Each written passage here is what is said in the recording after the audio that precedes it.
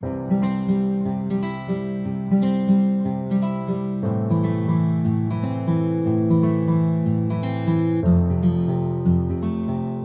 বন্ধু বান্ধৱীসকল, জাগিতিলৈ আপোনালোকক স্বাগতম। আমি কৰ্মগতভাৱে ইণ্ডিয়ান হিষ্ট্ৰী পাৰ্টটো আলোচনা কৰি আছোঁ। বৰ্তমানলৈকে আমি পাই আহিছোঁ যে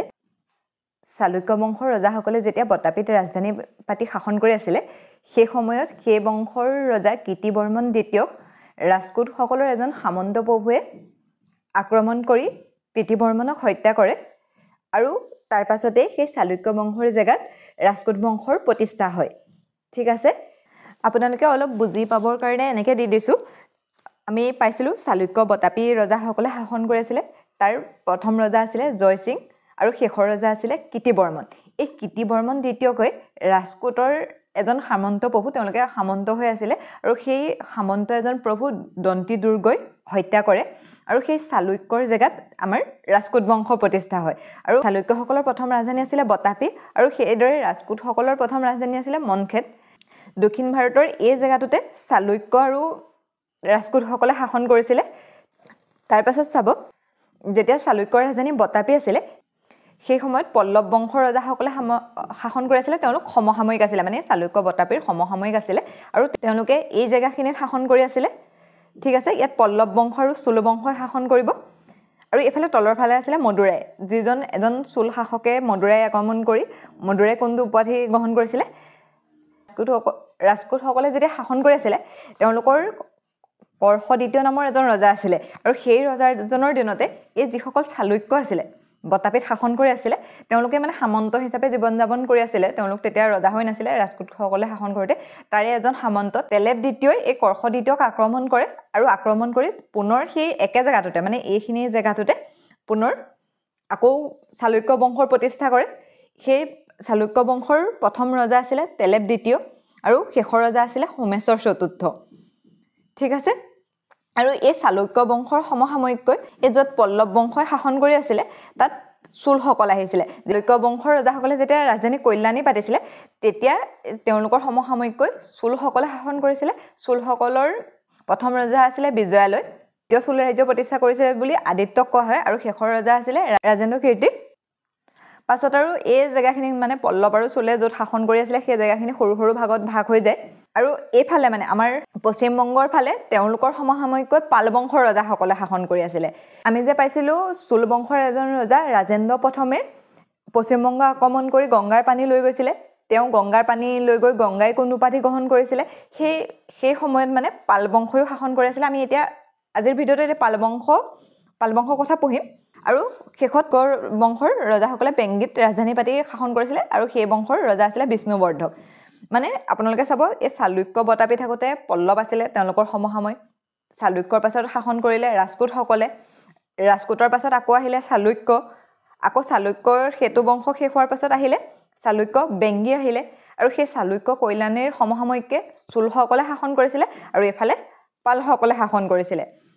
ঠিক আছে, এতিয়া আপোনালোকে চাগে নিশ্চয় অকণমান বুজি পাইছে ন কাৰ পাছত কোনটো আছিলে। এবাৰ চাই ল'বচোন, এনেকৈ চাই ল'লেও অকণমান গম পোৱা যায়। আজি আমি বিশেষকৈ সেই ৰাজকোট বংশ আৰু পাল বংশৰ বিষয়ে আলোচনা কৰিম। আপোনালোকে এনেকৈ মাজত এটা ভিডিঅ' চালে গম নাপাব,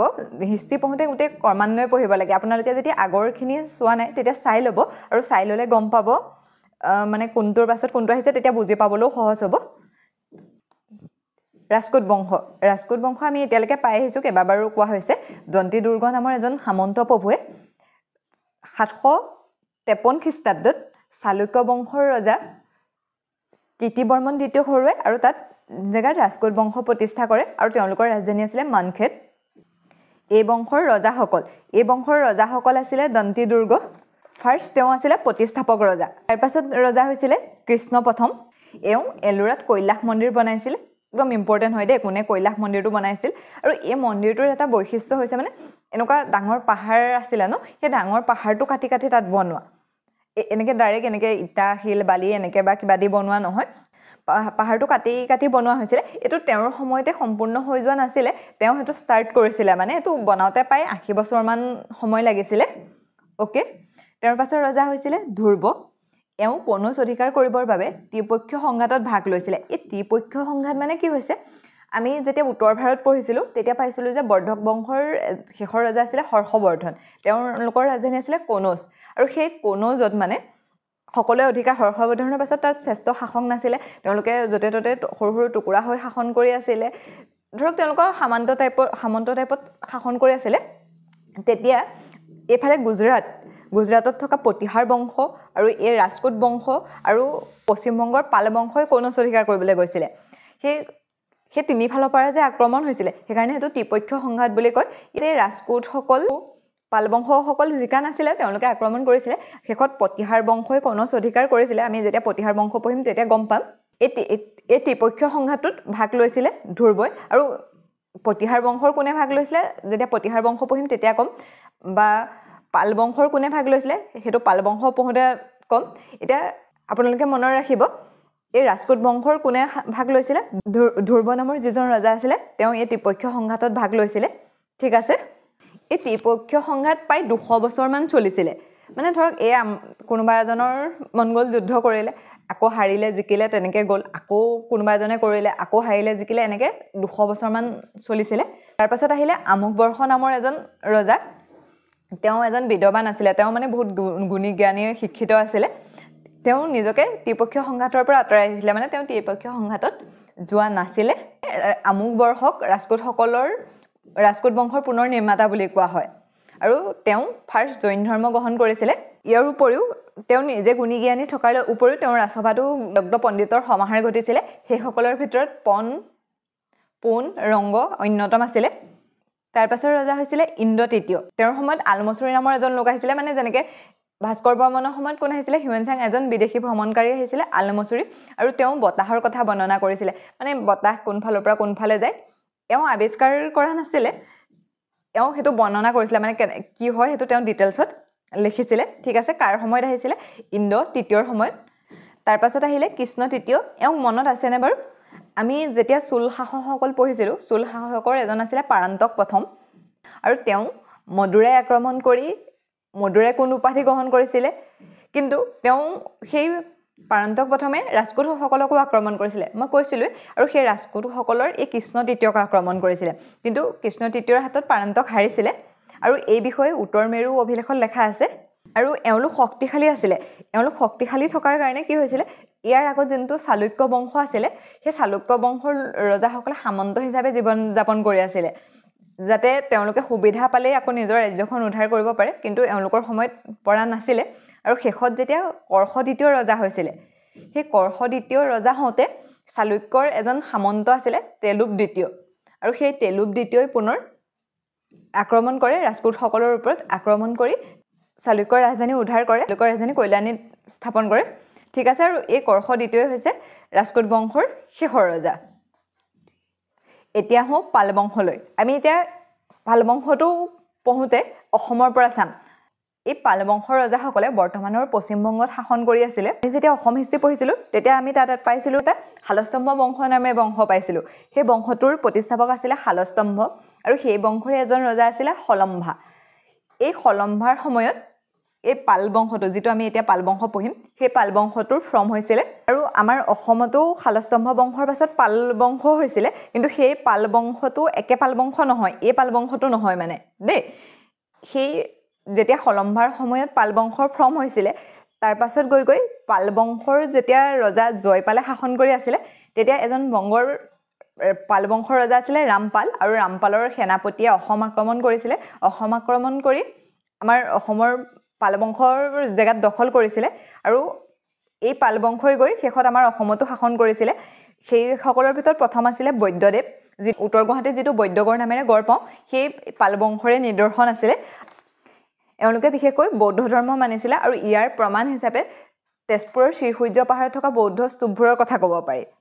ঠিক আছে আপোনালোকে গম পাইছে চাগে নিশ্চয় ন পাল বংশটো আমাৰ কোনকেইটা বংশৰ সমসাময়িক আছিল শালস্তম্ভ বংশৰ হলম্ভাৰ সময়ত ষ্টাৰ্ট হৈছিলে শেষত আমাৰ অসমৰ যিটো পাল বংশ আছিলে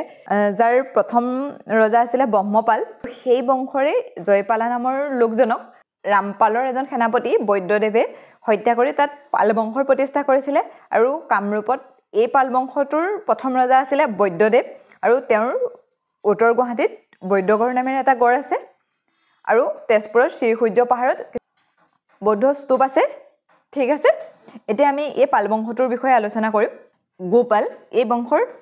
প্ৰতিষ্ঠাপক ৰজা আছিলে তেওঁ বিহাৰত নলন্দা বিশ্ববিদ্যালয়খনৰ ওচৰত উদন্তপুৰী বিশ্ববিদ্যালয় নামেৰে এখন বিশ্ববিদ্যালয় স্থাপন কৰিছিলে ইয়াত তেওঁ বৌদ্ধৰ বজিয়ান শাখাৰ শিক্ষা দিছিলে আমি তেতিয়াও পাইছিলো ন তেওঁলোকে বৌদ্ধ ধৰ্ম মানিছিলে বুলি বৌদ্ধ ধৰ্মৰ শাখাকেইটা কি আছিল বাৰু হিনজান মহাজান আৰু শেষত এই বজিয়ান শাখা নামেৰে ভাগটোত ভাগ হৈছিলে পিছৰ ৰজা হৈছিলে ধৰ্মপাল এওঁ বৃক্কমশিলা বিশ্ববিদ্যালয়খন বনাইছিলে আৰু ইয়াতো সেই বৌদ্ধ ধৰ্মৰ বজিয়ান শাখাৰে শিক্ষা দিয়া হয় ইয়াৰ উপৰিও তেওঁ তিব্বতত বজিয়ান শাখাৰ শিক্ষা দিবৰ কাৰণে দীপাংকৰ নামৰ এজন বৌদ্ধ ভিক্ষুৰ নেতৃত্বত এটা দল পঠাইছিল এওঁ কোনচ অধিকাৰ কৰিবৰ বাবে ত্ৰিপক্ষ সংঘাতত নামিছিলে আমি ত্ৰিপক্ষ সংঘাত পাই আহিছো প্ৰতিহাৰ বংশ ৰাজকোট বংশ আৰু পাল বংশৰ ৰজাসকলে কোনচ দখল কৰিবলৈ যিখন যুদ্ধ কৰিছিলে সেইখনকে ত্ৰিপক্ষ যুদ্ধ বুলি কোৱা হয়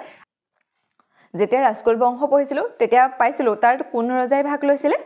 ধ্ৰুৱ নামৰ ৰজাজনে ভাগ লৈছিলে আৰু এই পাল বংশৰ পৰা কোনে ভাগ লৈছিলে ধৰ্মপাল নামৰ ৰজাজনে তাৰ পাছৰ ৰজা হৈছিলে দেৱপাল আৰু এই দেৱপালৰ সময়তে এজন আৰবৰ পৰা দেশী জাতিয়ে ভাৰত ভ্ৰমণৰ কাৰণে আহিছিলে হেজন হৈছে সুলেমান তাৰ পাছত আহিলে মহিপাল এই মহিপালৰ সময়ত কি হৈছিলে এজন চুল বংশৰ শাসক আমি পাই আহিছো ন ৰাজেন্দ্ৰ প্ৰথম নামৰ এজন শাসক আছিলে যিয়ে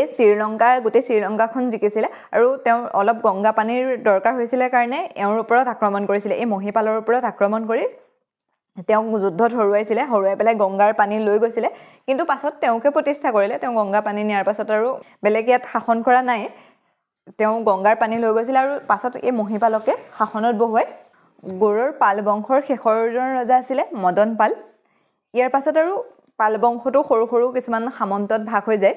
আৰু সৰু সৰু সামন্ত হৈ পেলাই তেওঁলোকে শাসন কৰিছিলে সেই সময়ত তেওঁলোকৰ ৰাজধানী আছিলে মুগেছ মনত ৰাখিব পাল বংশৰ ৰাজধানী কি আছিলে মুগেছ এতিয়া আমি ইম্পৰ্টেণ্ট কেইটা আকৌ এবাৰ চাই লওঁ ৰাজকোট বংশৰ প্ৰতিষ্ঠাপক আছিলে দন্তি দুৰ্গ আৰু এওঁ ইতি বৰ্মন দ্বিতীয়ক হৰুৱাই ৰাজকোট বংশৰ প্ৰতিষ্ঠা কৰিছিলে ৰাজকোটসকলৰ ধ্ৰুৱ নামৰ ৰজাজনে ত্ৰিপক্ষ সংঘাতত ভাগ লৈছিলে ইন্দ্ৰ তৃতীয়ৰ সময়ত আলমচুৰি নামৰ এজন লোক ভাৰতলৈ আহিছিলে ৰাজকোট বংশৰ শেষৰ ৰজাজন আছিলে কৰ্ষ দ্বিতীয় আৰু চালুক্যৰ কৈলানীৰ ৰজা তেলেপ দ্বিতীয়ই আক্ৰমণ কৰি পৰাস্ত কৰে আৰু তাৰ পাছত তাত চালুক্য বংশৰ প্ৰতিষ্ঠা হয় তাৰ পাছত আহিলে পাল বংশৰ প্ৰতিষ্ঠাপক আছিলে গোপাল আৰু তেওঁ উদন্তপুৰী বিশ্ববিদ্যালয়খন স্থাপন কৰিছিল যিখন নলন্দা বিশ্ববিদ্যালয়ৰ ওচৰত আছে আৰু তাত ধৰ্মৰ বজিয়ান শাখাৰ শিক্ষা দিয়া হয় গোপাল নামৰ ৰজাজনে ত্ৰিপক্ষ সংঘাতত ভাগ লৈছিলে পাল বংশৰ পৰা দেৱপালৰ সময়ত আৰব যাত্ৰী সুলেমান আহিছিলে মহিপালৰ লগত চুল বংশৰ শাসক ৰাজেন্দ্ৰ প্ৰথমে যুদ্ধ কৰিছিলে গংগাৰ পানীৰ কাৰণে পাল বংশৰ শেষৰ ৰজা আছিলে মদন পাল ঠিক আছে আজিলৈ ইমানতে এৰিছো অন্য এটা ভিডিঅ'ত লগ পোৱাৰ প্ৰতিশ্ৰুতিৰে